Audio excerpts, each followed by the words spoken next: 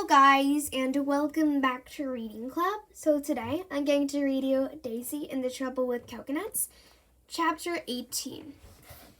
Chapter 18. The trouble with doing a protest is you're not really sure what a protest is going to be until you've actually done one.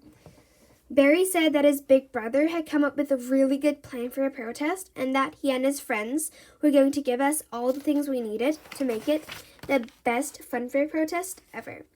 All I had to do was be by the big wheel at 4 o'clock. The trouble with being by the big wheel at 4 o'clock is I was meant to be home by 4 o'clock, which meant I had to persuade Nanny and Grampy to stay a little longer. When Nanny looked at her watch and saw it was 3:45, she said that we really ought to be heading back to the car. But when I told her that the big wheel was the only ride I hadn't had a chance to go on, Grampy persuaded her to stay. Nanny and Grampy said that they were feeling a bit tired and they would find another bench to sit on and wave to me as they went around, which was good really because I wasn't sure if they would want to join in our coconut dry protest. When I got to the big wheel, Barry's big brother and his friends were sitting on the grass smiling. Nishta, Jasmine, Colin, and Barry were all waiting for me at the end of the queue. When I joined up with them, we all did a high five together, and then Nishta gave me a big piece of paper to hide under my t-shirt. Barry told me it was my secret protest poster, but I wasn't allowed to take it out until I got the secret signal. Then Colin gave me something even more exciting, a tube of super glue. We've all got super glue, and we've all got posters, whispered Nishta. Then they told me the plan. The trouble with plans is they sound really good until they go wrong. The first bit of our plan went really well because all we had to do was pay the big wheel man some money and wait for him to let us on. The third bit of our plan went really well too. It was the second bit that got us into trouble. As soon as the big wheel started to turn, Nishta pulled her poster out from under her t-shirt and held it above her head, just like she said she would. "I'm a coconut!" she shouted at the very top of her voice, which was the secret signal for Barry.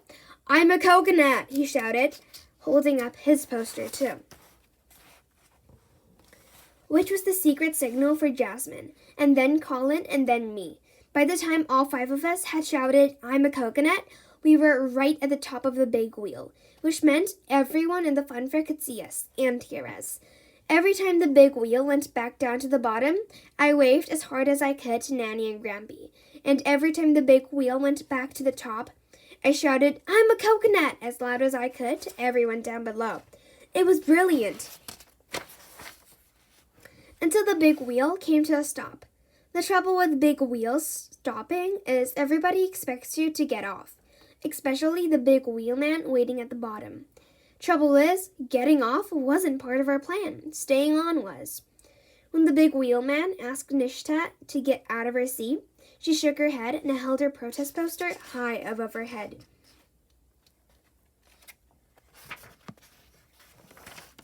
Then she began to sing, "We Shall Not Be Moved," which was a signal for us all to start singing too.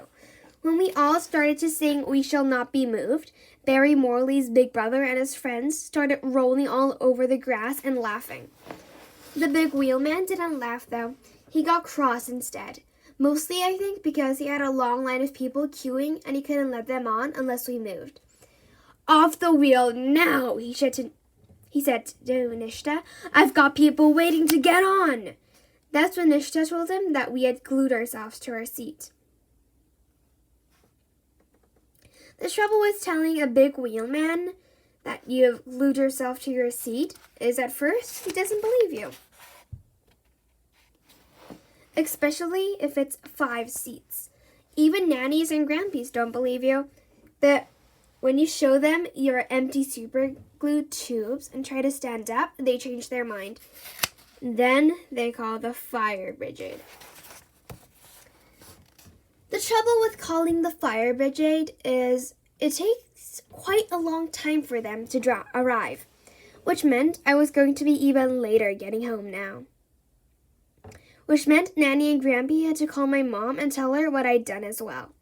When the firemen arrived at the fun fair and found out that we were coconuts glued to our seats, they told Nanny that they were going to have to cut a hole in my new orange shorts and my pants. Which was a bit embarrassing, really, especially for Colin because he didn't have any pants on.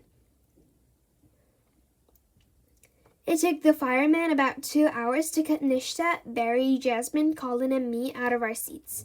And after that, the big wheel had to be closed for repairs, which made the big wheelman go the same color as my slush puppy. When he threatened to sue Nishta's mom and dad for loss of earnings, Nanny and Grampy went a bit of a funny color too. Then they suggested we walk back to the car as quickly as we could. On the way, Grampy told me that we had been tricked into doing something very silly by Barry Morley's big brother and his big boyfriends. That's why they were rolling all over the grass and laughing at us so much as we went around and around in the big wheel, which made me start growling all over again. Nanny said that big boys can be really immature sometimes, and that from now on, it might be better if me and my friends ignored anything we ever heard big boys say, especially big boy talk about coconuts, glue, and invisible force fields. When we got near to the coconut shy, I realized that Nanny and Grampy were right, because just as we walked past, I saw an actual coconut being knocked off an actual stick by an actual wooden ball. When the boy who had thrown the ball turned around, put his shirt over his head, and started running around like a footballer who had scored a goal, I nearly screamed. Because do you know who it was? Do you know who had won an actual coconut at the fun fair with one really good throw? It was Jack Beetristle. Of all the boys in all the fun fair, it had to be him. I was growling like a grizzly bear crossed with a dinosaur by the time I got back to the car.